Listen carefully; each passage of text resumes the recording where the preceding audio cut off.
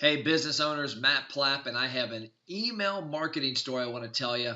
It's amazing, and it really will lead to some new things you could be doing in your email marketing. I know it's changing the way I'm approaching some emails for clients, and I want you to look at it and see how you can apply it to your business. So, back in February, I was out at the Traffic and Conversion Summit in California. It's one of the largest digital marketing conferences for people that have two things in mind: traffic for their clients and converting them. A lot of marketers today aren't worried about converting. They're worried about just getting traffic places. They love getting clicks and views and impressions. Myself and a lot of people out there are about how do we convert people to customers of your business. So there was a guy named Perry Melcher who is the head dog, I guess you could say, for email marketing at Digital Marketer. And Perry talked about a test they did on email marketing, which blew me away, was something I would have never thought of doing. And now I'm playing with a couple clients and having some success. So here's what they did. They have an email list of a little over 1 million people. And so he talked about the way they used to do email, the way a lot of businesses do email. You take that list of 1 million people and you send an email out at 7, 8 in the morning to your list, and then you watch it happen and it gets XYZ results. Well, what they did was a little different. So they took their list and they divided it up into 80%, 5, 5, 5, and 5. So they had 5 lists. So at 7 a.m., they took the email they wanted to send and they sent it to 5% of the list, one email, and then the same exact email with a different subject line went 5% at 7 a.m. And so these are the results you're seeing on the screen. This is headline test results for the first one.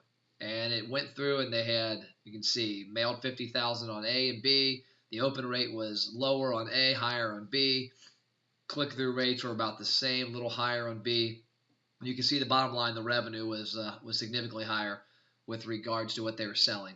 And so then at 8 o'clock, they redid this program and they sent the same exact email, but they used, when I say same exact email, same offer, they used test headline B on both. So they sent 2 more emails, 5% of their list, 5% of their list, 50,000 people each one, and they had the same headline, test B, but then they changed the body and they changed the call to actions within the email.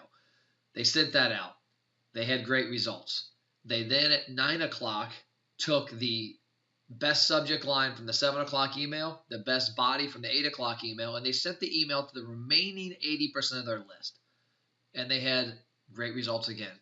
And as this is where a lot of people would not even go this far, but at this point they would stop. Well, his comment he made, which was really resounding to me, was that a lot of times we assume too much with regards to open rates and clicks on emails.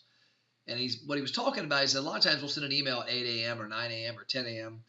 and we'll assume that it shows that 20% of the people opened it by that afternoon, that they actually opened it. And when in fact a lot of times those are false openings where it just loads, their computer thinks they opened it, they didn't. They got busy, they never had a chance to read it. They went into meetings and it got lost, or they deleted it because they had too much on their plate. And it doesn't mean they didn't want the content. Well, their concept is if you're on our list, interact. If you're not, get off our list. So they'll email more than a lot of companies, and they're not afraid to do that. So what they did next was they sent the email with the best subject line and the best body that went out at 9 o'clock. They sent it around 3 o'clock, again, to the exact same audience. Then at 4 o'clock, they sent the email again to people that had opened it and clicked. And then at 5 o'clock, they resent the email for the final time of the day to only people that had clicked, that hadn't bought. So along this process, they were eliminating the people who had already bought out of this. And they're using a pretty robust email program. I've been playing around with 2 programs I use, Constant Contact and Drip, on how I can do this with my clients. And there's some tools there to help with it. But let's go through the results of this. So I'm going to show you 2 more slides here. And this next one is the results, the final results of their entire day. So they did the A/B test in the mornings. They had 1,300 in sales. They did the body test at the 8 a.m., the second mailing, and they had 1,800 in sales. They took the combo of the best headline from 7 a.m. and the best body from 8 a.m. They sent it out at 9 a.m., and they had 25,000 in sales.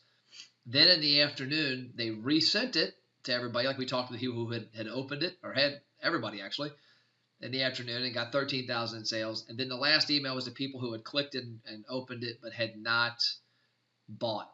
And they did 45,000 in sales total. So let's go to this next slide. This is really pretty sweet.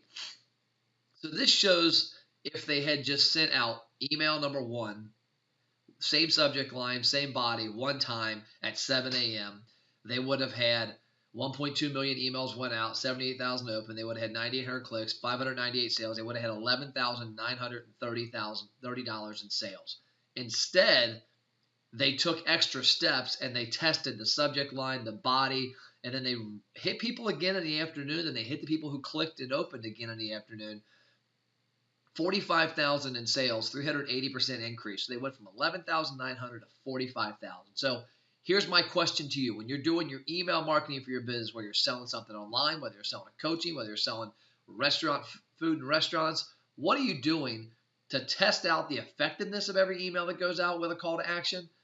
And what are you doing to reach out to the people that interacted with that email the first time but didn't buy? That's what I've got. I learned a lot from it. I hope you did too. Let me know if you have any questions. Matt Plapp at Driven Media Solutions. See you later.